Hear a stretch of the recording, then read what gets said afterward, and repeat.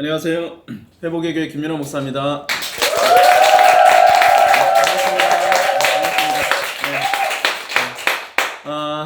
전에보다 좀 더 많이 오신 것 같아요. 환호 소리 좀 더 커졌고. 우리가 그 문화 사역에 관한 부분을 우리가 이제 좀 얘기를 나눠보고자 합니다. 이번 시간에는 이 문화 전쟁을 어떻게 할 것인가, 이게 이제 우리의 고민이거든요. 오늘날 한국 교회가 문화 전쟁에서 우리가 많이 뒤로 밀려 있다. 그리고 이 문제를 어떻게 접근할 것인가. 아마 이 문화와 관해서, 기독교 문화에 관해서 이제 얘기를 이제 들으시면서 여러분들이 이런 의문을 좀 갖게 될 겁니다. 그러면 어떻게 싸우라는 거야? 그럼 이제까지 문화 사역 한다고 하는 많은 사람들은 그럼 문화 사역을 그만둬야 된다는 것인가? 저는 그렇게 여러분한테 말씀드리고 싶지는 않습니다. 근데 제가 여러분한테 문화 사역을 하는 분들에게 좀 말씀을 좀 드린다면, 이 문화 사역을 하는 것에 대한 본질부터 우리가 분명하게 정확하게 이해하고 갔으면 좋겠다라고 하는 부분을 먼저 말씀드리고 싶습니다. 문화의 핵심은 예배입니다. 그러니까 예를 들어서 이제 음악이라든지 미디어라든지 다양한 장르에서 이제 문화 사역을 하는 교회의 청년들, 그 지체들이 문화 사역을 우리가 회복하려면 첫 번째로 우리는 예배에 충실한 것부터 시작해야만 합니다.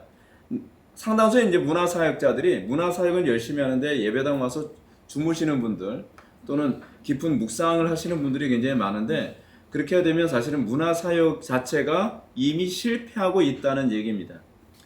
궁극적으로 이 문화 사역은 나부터 예배하는 것부터 시작되어져야만 합니다. 그러니까 마치 이거와 똑같죠. 나를 양육해보지 못한 사람이 자녀들을 양육할 수 없는 것과 똑같죠. 상당수의 목회자들도 문제가 있습니다. 상당수의 목회자들에게서 나타나는 문제들이 주로 뭐냐면, 나의 경건을 훈련해보지 못한 사람이 성도들의 경건을 훈련시킬 수 없다는 것과 똑같습니다. 문화 사역이라는 것 자체는 사실은 예배 사역입니다. 무슨 주일날 하는 어떤 공적 예배만을 예배 사역이라고 얘기하는 것이 아니라, 우리의 삶 속에서 날마다 하나님의 말씀을 듣고 믿음으로 순종해서 열매 맺는 것을 우리가 실행하게 되었을 때에 이제 비로소 내가 음악이든 미술이든 미디어든 어떤 영역에서든지, 문학도 좋고요, 다양한 영역에서 문화 사역을 할 때 감이 잡히기 시작을 합니다. 그러니까 성령께서 조명을 해주세요. 근데 우리가 예배가 무너진 상태에서는 소위 이 문화 사역에 대한 감이 잡히질 않아요. 왜냐하면 성령을 소멸했기 때문에 그런 거죠. 그러니까 가장 본질적인 하나님과의 관계에 충실하고, 하나님과의 관계 안에서 내가 말씀 앞에 바르게 서 있게 되면 이제 감각이 되는 거죠. 이것이 하나님을 섬기는 예배, 그 문화인지, 그렇지 않으면 세상을 섬기도록 만드는 문화인지를 여러분들이 간파할 수 있게 됩니다. 그리고 여러분들이 교리에 좀 더 예민해져야 될 필요성이 있습니다. 왜냐하면 우리의 문화들은 대부분 철학적이거나 이방 종교적인 요소들이 굉장히 많이 들어오거든요. 그러니까 내가 어떤 문화 사역을 하는데 이것이 다른 사람들한테 호응이 좋고 반응이 좋다고 해서 이것이 성경적일 것이라고 단정 지을 수는 없습니다. 때로는 그것이 인본주의적이기 때문에 반응이 더 좋을 가능성이 있어요. 그리고 그 사람들에게 익숙한 것이기 때문에 반응이 좋을 수 있거나, 또는 그 사람의 타락한 본성에 맞아떨어지기 때문에 반응이 좋을 수 있어요. 그러니까 반응 여부로 진단하는 것이 아니라 항상 교리적 체계 안에서 이것이 성경적인지 이것이 비성경적인지 냉철하게 진단을 해서 자기 문화 사역을 계속 수정 보완해 가면 여러분들이 좋은 열매를 맺을 수 있지 않을까, 제가 이제 그런 부분을 기대해 봅니다. 자, 그러면 이 시간은 우리가 이제 문화 전쟁을 어떻게 할 것인가에 관한 부분을 한번 좀 살펴보겠습니다. 첫 번째 뭐냐면 제가 말씀드리고 싶은 게 이거죠. 공적 예배부터 먼저 회복해야만 합니다. 요즘 예배에 대한 가치가 굉장히 많이 무너졌습니다. 제가 아까도 계속 말씀드렸던 것처럼 존재론, 인식론, 가치론, 제가 그렇게 말씀드렸죠. 가치론은 뭐라고요? 이 worship, 예배와 관련되어진 겁니다. 내가 하나님을 정말 예배하고 있다고 한다면 하나님을 내 삶의 최고의 가치로 여겨야 되겠죠. 네, 그것이 이제 문화로 나타나는 거죠. 문화로 나타난다 했을 때 그걸 우리는 뭐라고 얘기하냐면, 또 다른 말로 라이프 스타일이라고도 얘기할 수 있어요. 나의 라이프 스타일은 결국 하나님을 예배하는 예배자인지 아니면 세상을 예배하는 예배자인지를 규정하는 중요한 시금석이 됩니다. 그러니까 우리는 나의 라이프 스타일을 좀 점검해야죠. 그래서 우리가 라이프 스타일을 계속 점검하도록 하나님께서 우리에게 허락하여 주신 것이 뭐냐면 공적 예배죠. 공적 예배.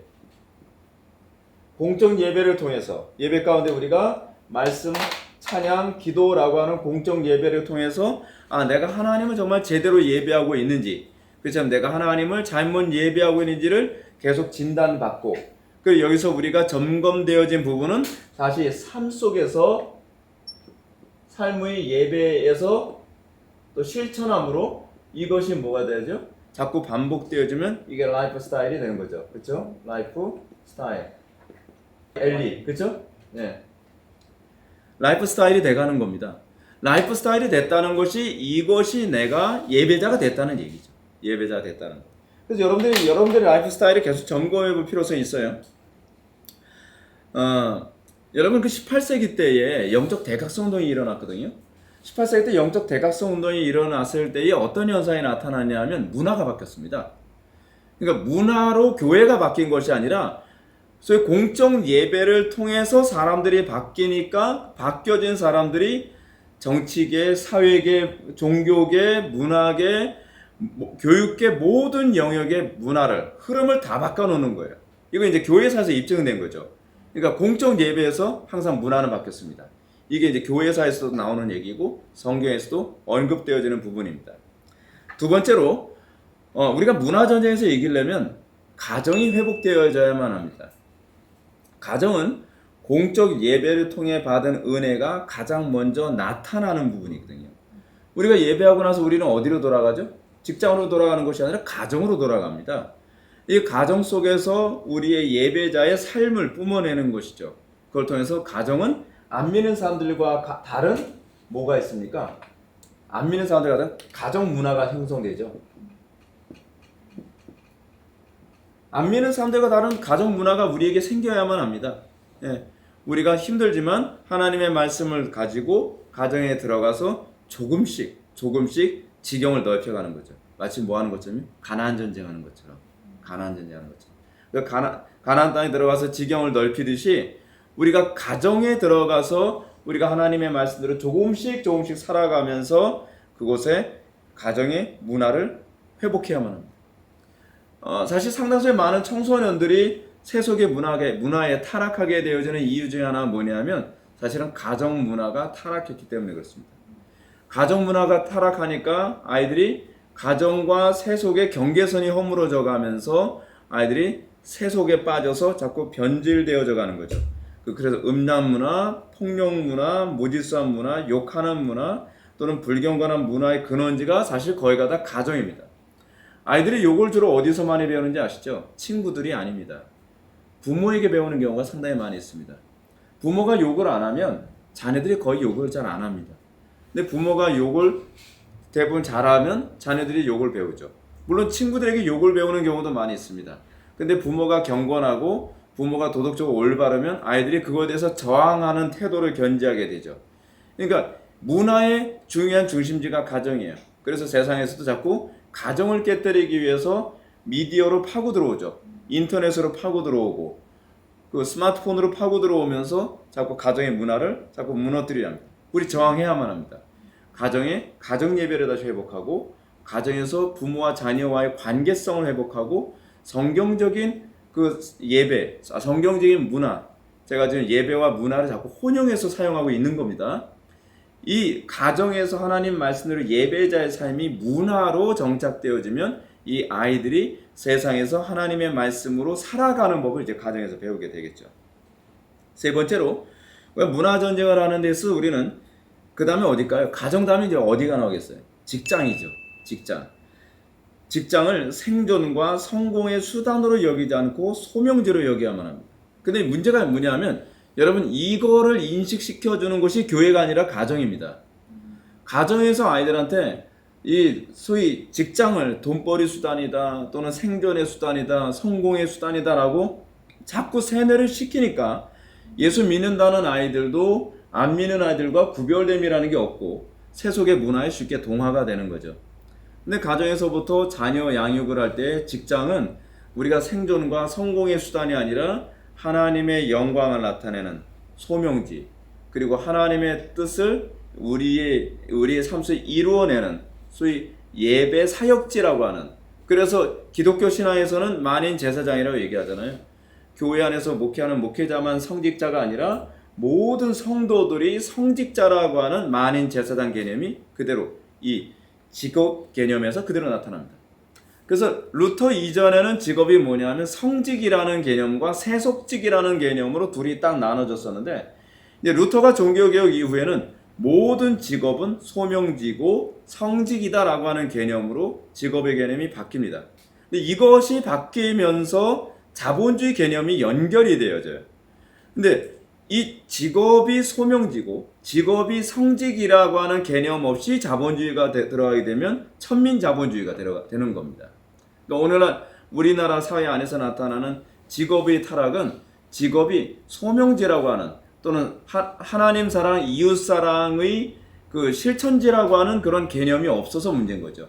사실은 직업은 나를 위해서 주어지는 것이 아니라 하나님을 사랑하고 이웃을 사랑하는 소위 사랑 실천을 위한 장소로 우리에게 주어지는 겁니다. 그래서 우리가 직장을 소명지로 여긴다면 우리는 무엇보다 자기 직업에 탁월하고 성실하며 도덕적이어야 하죠. 왜냐하면 종교개혁 이후에 사람들이 이제 청교도들을 비롯해서 수많은 우리 프로테스탄트들은 소위 직업을 어떻게 이해를 했죠? 직업은 하나님께 대한 봉사라고 생각을 했습니다. 그래서 예를 들어서 빵을 굽는 사람이 빵을 굽는데 내가 돈벌이 또는 이윤을 남기기 위해서 빵을 굽는다고 생각을 하지 않고 하나님을 섬긴다라고 하는, 뭐죠? 그럼요? 예배죠, 예배. 예배의 의미로서 이 빵 굽는 것, 뭐 그렇지 않으면은 목공 작업을 한다든지 집을 짓는다든지 시계를 만든다든지 하는, 그래서 여기서 무슨 개념이 나오죠? 장인이라는 개념이 그래서 나오게 되는 개념이죠. 우리는 여기서 하나의 흐름이 만들어지기 시작합니다. 빵을 탁월하게 굽는 사람이 이제 나오게 되면 거기서 사람이 뭘 보죠? 아름다움을 느끼게 되죠. 아름다움을 느끼게 된 사람들은 그것이 뭐예요? 나답다라고 생각을 하는 거죠. 그럼 그 사람은 이 사람에게 나도 당신처럼 빵을 굽는 사람이 되고 싶습니다라고 하는 뭐가 나오게 되죠? 모방이라는 것이 나오게 돼요. 모방, 그죠? 이 모방을 하기 원하고 닮기를 원하는 사람들이 늘어나게 되면서 점점 이것이 문화로 확산되어져 가는 겁니다. 그게 자연스럽게 일어나는 거예요. 인위적으로 디자인해서 일어나는 것이 아니라 하나님의 말씀대로 예배자로 살아가면 그 예배자로 살아가는 모습의 아름다움을 느끼고 그것이 문화화되어 가는 거죠. 그러니까 저는 이 가정이라는 개념도 그렇다고 생각합니다. 자녀들에게 성경적인 가정을 이루어야 된다고 강요를 한다고 해서 되는 문화가 아니라 부모가 아름다운 가정 문화를 만들면 자녀들은 나도 부모의 모습을 따라서 나도 저런 가정을 이루고 싶다라는, 그래서 거기서 아름다움을 느끼고 또 모방을 해서 신앙이 또 전수되어지고 그런 가정의 모습이 확산되어져 가고, 안 믿는 사람들도 기독교인들의 아름다운 가정의 모습을 보면 그렇게 느끼듯이 직장 안에서도 그리스도인들이 소위 소명의식을 가지고 그 직장에서 일을 하는 모습을 보면 거기서 아름다움을 느끼고 모방하고 그런 사람들이 늘어나면서 문화가 확산되어져 가는 것입니다. 그래서 우리가 소위 이 문화 사역과 관련해서 반드시 우리가 먼저 개혁되어야 될 것은 직업관이 바뀌어야만 합니다. 직업관이, 우리가 세속적인 직업관을 갖게 되면 절대로 문화의 개혁은 기대할 수가 없습니다. 이미 세상 사람들이 가지고 있는 인본주의적 정치관, 경제관, 문화관, 미술관, 교육관에서 벗어나 성경적 가치관을 우리가 확립을 해야만 합니다. 여기서 구별된과 아울러 고난이 오죠. 고난이 오는데요. 그러나 이 과정을 통해서 세상의 소금과 빛의 역할을 비로소 감당하게 되는 겁니다. 제가 고난이 올 수밖에 없는 이유는 뭐라 했죠? 우리의 문화적 활동은 예배이기 때문에, 그리고 예배는 반드시 자기 희생이 동반되기 때문에, 그렇죠? 그거는 안 믿는 사람들이 문화의 하나의 흐름을 만들어낼 때도 그 사람들도 자기 희생이 동반됩니다. 엄청난 자기 희생을 통해서 문화의 파도를 만들어내는 거거든요. 그래서 거기서 추종자들이 생기고 그 추종자들은 어떤 사람이죠? 그 사람이 섬기는 그 대상에 대한 예배자들이 생겨나기 시작하는 거거든요. 거기서 아름다움을 느끼게 되니까요. 우리는 사실 이 싸움을 하는 거거든요. 예배의 싸움을 하고 있는 겁니다.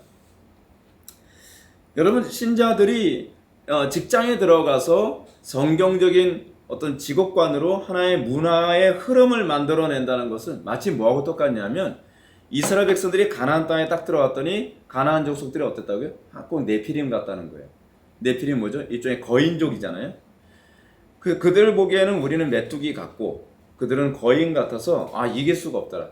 맞아요. 그것이 우리가 직장이나 캠퍼스나 사회 영역에 들어갔을 때에 우리가 믿는 그 하나님에 대한 그 예배의 태도로 문화를 건설하기엔 너무 어려워 보이는 현실이죠.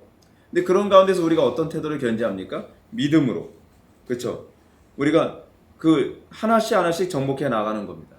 가나안 족속들을 대면하는 이스라엘 백성들이 절망감을 느꼈던 이유가 또 그거였잖아요. 저들은 철병거, 덩치도 큰 거인족 같은데 거기다가 그들은 철병거를 가지고 있다는 것 때문에 그들이 낙심을 했죠. 근데 그들이 그 정복한 것은 그들의 탁월함에 있지 아니하고 하나님을 온전히 예배함에 있었다는 거죠. 온전히 예배하면 점점 사람들이 그 예배, 그러니까 인간이 하나님의 형상대로 창조됐기 때문에요. 우리가 하나님의 영광을 위해서 살아가는 그 모습에서 아름다움을 느끼고 돌아오는 사람들이 점점 오게 되는 거죠. 근데 그 모습을 통해서 전도가 되어져요. 그래서 제가 지난 시간에 말씀드렸던 것처럼 문화가 수단이 될 수 있다는 얘기가 바로 그거예요. 그러니까 우리는 이 복음 이외에 다른 방법으로 사람들이 예수 믿게 할 수는 없거든요. 근데 우리의 삶을 통해서 문화가 형성되어지면 거기서 아름다움을 느끼는 사람들이 복음에 귀를 기울이게 되는 거죠. 그래서 그들에게 복음을 전할 수 있는 기회를 문화를 통해서 얻게 되는 겁니다. 그러기 위해서는 우리가 예배자로서 살아가는 것이 선행되어져야 되는 거죠. 그죠? 그렇게 하면서 점점 그 땅을 점령해 나가게 됩니다. 제가 여기서 이제 땅을 점령하는 문제와 관련해서 이런 말씀을 드리고 싶어요. 상당수 사람들이 목사님, 제가 어느 교회, 어느 직장에 들어야 되면 예수 믿는 사람이 저밖에 없어서 그런 기독교 문화를 만들어내는 데는 굉장한 어려움이 있습니다. 맞아요. 그것이 우리가 싸우는 전쟁에서 아주 중요한 요소를 차지합니다. 그럴 때 우리가 해야 되는 것이 뭐냐면요, 어떤 기독교 문화를 만들려고 하는 것이 아니라 가장 첫 번째는 전도를 하는 겁니다. 전도라고 하는 것은 나하고 같은 예배자를 세우는 거예요. 나하고 동일한 예배자가 만들어지면서 예배자라고 했을 때 꼭 종교적인 것만을 염두에 두는 것이 아닙니다. 그 사람이 나와 동일한 라이프 스타일을 가지고 하나님을 기쁘시게 해드리는 사람들이에요. 우리는 꼭 이렇게 생각합니다. 예배를 하게 되면은 직장 안에 어떤 예배 모임이 있어야 되고, 물론 굉장히 좋습니다. 예배 모임이 만들어지는 것이 아주 좋습니다. 그런데 예배의 더 큰 본질은 우리가 하나님 말씀대로 순종하고 믿음으로 순종하는 가운데 거기서 우리가 하나님의 영광을 드러내는 삶을 사는 거죠. 근데 그런 사람들이 자꾸 늘어나야 우리가 이 전쟁의 승산이 있습니다. 제가 이제 부교육자 생활을 했을 때 부교육자 생활이 좀 수월할 거라 생각하면 곤란합니다. 제가 어느 교회 가든지 가면은 거의 불신자 같은 아이들로 가득가득해요. 주일학교를 맡든 중고등부를 맡든 청년부를 맡든 어느 부서를 가든 다 그렇거든요. 그럼 제가 이제 첫 번째 하는 작업이 뭐냐면, 예를 들어서 제가 중고등부를 맡으면 교사들을 먼저 전도합니다. 근데 이렇게 얘기하죠. 아니, 그 사람들 기존에 예수 믿는 사람, 근데 그렇지 않습니다. 그 사람들이 오히려 교사들이 사역에 더 큰 방해가 되는 경우가 많이 있거든요. 그런 그 교사들을 복음으로 전도해서 바른 신학, 바른 교리, 그리고 바른 구원의 확신을 갖게 만들면 그 사람들이 동력자가 됩니다. 그리고 그 교사들과 팀워크를 맞춰서 중고등부 사역을 했을 때 효율적인 성과를 얻게 되죠. 근데 교사들을 복음으로 전도하고 흡수하는 데 실패하게 돼버리면 학생들의 이 변화에 사실 굉장한 어려움이 있죠. 청년부를 맡아도 그렇습니다. 청년부 사역을 할 때도 한 명씩 맨투맨으로 접근해야 돼요. 맨투맨으로 접근해서 한 명씩 하나님을 바르게 예배하는 사람들을 만들면 동력자를 얻게 되죠. 동력자를 얻게 되어지면 그만큼 우리의 사역이 우리가 정말 더 효율성 있게 사역을 할 수 있게 되죠. 근데 전도 안 하면 여러분 그 직장에서 여러분 하나님의 문명, 하나님께서 원하시는 그 문화, 그리고 하나님께서 원하시는 다스림, 여러분 제가 그랬잖아요. 그 문화가 뭐라고요? 컬처럴 맨데이트? 문화가 뭐라 했죠? 다스리는 거죠. 다스림. 하나님의 뜻대로 다스리는 것. 하나님의 뜻대로 다스리는 일을 하려면 우리와 같은 신앙 고백을 하는 사람 자꾸 늘어나야 돼요. 그 사도 바울이 뭐라 그래요? 내가 복음을 전하지 아니하면 내가 화가 미치리로다. 이거는 그런 의미도 같이 내포하고 있는 거거든요. 그러니까 우리가 이 소위 문화 사역에 있어서 가장 첫 번째가 되는 것은 전도입니다. 두 번째는 뭐냐면 하나님의 뜻을 바르게 알고 그것을 정착시키기 위해 그 직장에는 우상 숭배자들과 믿음의 싸움을 싸워야 되죠. 우리가 1차적으로는 우리는 하나님의 뜻을 바르게 알아야만 합니다. 상당수 사람들이 뭐 거룩한 문화 확산시켜야 된다. 근데 문제는 뭐냐? 거룩한 문화가 뭔데? 네가 있는 직장에서 어떻게 거룩한 문화를 세울 건데? 그럼 잘 몰라요. 고작 한다는 얘기가 뭐 신우회를 조직해서 같이 예배, 신우회 조직한 사람들 중에 그 신우회 회원들 중에서 더 그 예수님 욕먹이는 기독교인들이 얼마나 많은지 몰라요. 그러니까 신우회를 조직하지 말라는 얘기가 아니라 신우회보다 더 본질적인 것은 한 명 한 명이 올바른 그리스도인으로 세워져서 하나님을 올바르게 예배하면 그것이 전쟁의 하나의 흐름을 좌우할 수 있다는 겁니다. 그 올바른 이해가, 복음에 대한 올바른 이해가 생기면 거기에는 항상 뭐가 오냐면 그것에 저항하는 세력들이 반드시 직장이든 캠퍼스든 어디 가든지 있게 되거든요. 근데 그것이 당연할 거라고 생각을 해야 돼요. 근데 그들과 싸우되 우리가 어리석게 싸우면 안 됩니다. 그러니까 뱀처럼 지혜롭고 비둘기처럼 순결하게 싸워야죠. 그것이 이제 하나님께서 우리에게 요구하시는 방식이거든요. 무조건 내 종교적인 어떤 이 요구를 채워달라고 데몬스트레이션 하라는 것이 아니라 그곳에서 내가 해야 할 책임과 의무를 성실하게 수행하는 가운데에 내가 그리스도인으로서 해야 될 요구를 당연하게 할 수도 있고, 그래서 그들이 봤을 때 우리의 요구를 거절할 수 없을 정도로 칭찬할 만한 그런 직장생활, 슬기로운 직장생활을 하게 되면 그것서 이제 또 영향력 끼칠 수 있는 것이 되지 않겠습니까? 그리고 또 세 번째는 이겁니다. 우리가 영적 전쟁을 효율적으로 하려면요, 말씀을 소멸하지 말고 순종하며 쉬지 말고 기도해야만 합니다. 선한 전쟁을 시작했을 때요, 이 효과가 금방 나타나지 않습니다. 처음에는 많은 저항이 있고 어려움이 있고 난관이 있고 낙심할 만한 일이 굉장히 많습니다. 그럴 때마다 우리는 공적 예배에 통해서 내가 바르게 가고 있는지를 진단을 받아야 되고요. 그리고 이 거룩한 전쟁, 그러니까 내가 몸담고 있는 가정이나 직장에서 또는 캠퍼스에서 하나님의 거룩한 문화, 한마디로 예배죠. 그 다스리는 거 아닙니까? 다스림? 그것이 일어나게 하기 위해 우리는 기도해야만 합니다. 왜냐하면 문화란 하나님께서 나를 통해서 다스리는 행위지 내가 다스리는 행위가 아닙니다. 우린 여기서 자꾸 오해를 합니다. 내가 뭔가 하려고 합니다. 아니에요. 기도를 통해서 하나님께서 나를 통해 다스리기를 소망해야 되는 겁니다. 우린 이걸 위해 인내하는 것이고요. 끝까지 그리스도를 붙들고 거기에 하나님의 통치를 구현하기 위해 싸워나가는 겁니다. 그리고 네 번째는 뭐냐면 불가능을 주님의 능력으로 가능할 때 경건한 문화의 흐름이 생긴다는 부분을 제가 말씀드리고 싶습니다. 여러분, 안 믿는 사람들이 기독교인들의 탁월함을 어디서 느끼게 되는지 아십니까? 안 믿는 사람들은 안 된다고 생각하는데 기독교인들이 믿음으로 하나님의 전능하심이 개입되어지고 하나님의 지혜로우심이 개입되어지면서 안 된다고 생각하는 것이 되어질 때 그들은 거기서 하나님의 영광을 보게 됩니다. 야, 기독교인들은 뭔가 다르다. 야, 기독교인들은 어떻게 저게 가능할까? 그러면서 거기서 이 기독교 문화에 사람들이 동화되어지는 사람들이 또 그렇게 늘어난다는 사실입니다.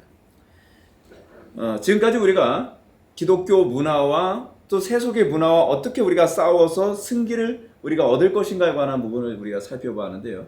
이 부분을 제가 이제 최종적으로 한마디로 딱 요약을 해드리겠습니다. 이겁니다. 무엇을 예배할 것인가에 관한 예배의 싸움입니다. 이 예배의 싸움에서 승리하려면 우리는 먼저 어떤 분을 예배하는가에 대한 분명한 이해가 있어야만 합니다. 바리새인들의 문제가 뭐냐 하면 바리새인들은 하나님을 섬긴다는데 그들이 올바른 지식으로 섬기지 아니함으로 말미암아 오히려 하나님의 영광을 더 완전히 추락시켜버리고 말았죠. 우리가 예배하는 것이 중요한 것이 아니라 예배 대상이신 하나님이 어떤 분이신지에 대한 분명한 인식을 가지고 우리가 예배하고, 그래서 하나님을 바르게 예배하지 않은 세속의 예배, 그래서 우상 숭배자들과의 싸움에서 우리가 온전히 하나님 말씀대로 살아가면 그것이 하나의 문화를 이루고, 그래서 거룩한 문화가 가정에서부터 캠퍼스, 직장, 사회, 국가 전체로 확산되어지는 일이 생기게 될 것입니다. 우리에게 있어서 예배가 곧 문화고, 문화가 곧 예배라고 하는 것. 그리고 문화는 단순히, 예배는 단순히 그냥 어떤 종교적 행위가 아니라 하나님께서 우리를 통해 다스리는 행위라고 생각하게 됐을 때에 문화에 대한 인식이 좀 더 선명해지리라 생각됩니다. 오늘 강의는 여기까지 하겠습니다. 감사합니다.